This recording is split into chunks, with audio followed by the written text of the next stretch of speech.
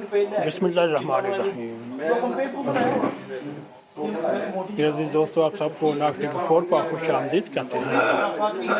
आइए हम गपशप की तरफ चलें और गपशप में हिस्सा लेते हैं। बिल्कुल जी जी जी जी जनाब ऐसा एक प्लान बन गया है जी और उसके बाद अगला मरीज से पहुंच गए मरीज से पहुंच गए और जी हाजी साहब वेरी सॉरी जी।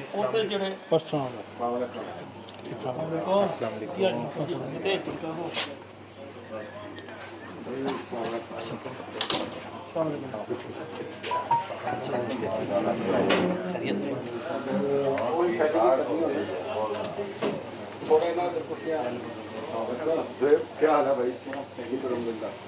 बैठो। मैं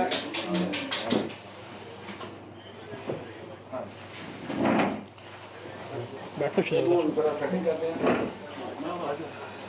वो कुर्सी नहीं ना, वो इतने लिया कर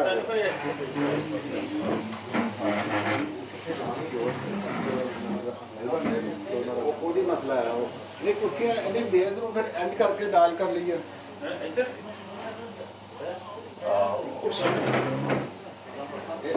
छोटी कुर्सी रखनी वो छोटी पड़ी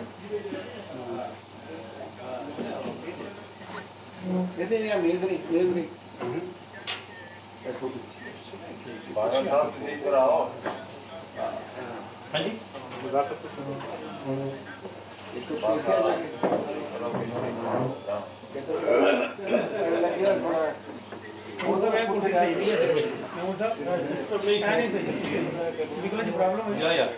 जहाँ बैठेंगे वही स्पीच करेंगे। हाँ महमूद साहब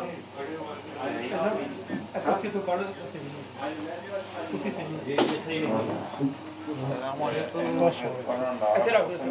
इस तरह की कुर्सियाँ ला लेंगे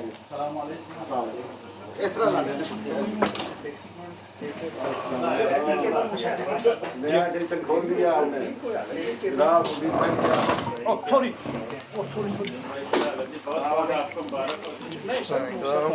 हाँ जी बोल इस तरह कर लीजिए इस तरह कर लेने ऐसा कर लो टेबल लो